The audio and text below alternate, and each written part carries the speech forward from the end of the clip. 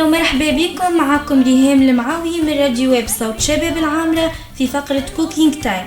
جبت لكم وصفة جاتو تونسية سهلة وبنينة، ومن غير ما نطول عليكم نبداو. المقادير: 6 عظم، 2 ياغورت طبيعي، 2.5 كيسان سكر، 6 فرينة وكاس زيت زيتونة وواحدة خميرة. طريقة التحضير: نخلطوا العظم مع السكر والفانيليا ونزيدوا الزيت والياغورت ونحطوا الفرينة والخميرة وندهنوا الطبق بالزيت ولا بالزبدة ونصبوا الخليط ونحطوها في الفور 20 دقيقة وتكون حاضرة. نجم تزينها بالشوكولاتة ولا بالفاكهة ولا بالغلة كما تحبوا. صحوا بالشفاء وشاهية طيبة، وإن شاء الله تكون الوصفة عجبتكم. جربوها وتنجموا تشاركونا بالتصاور الوصفة على صفحة راديو ويب صوت شباب العامرة. كانت معكم ريهام المعاوي في فقرة كوكينج تايم.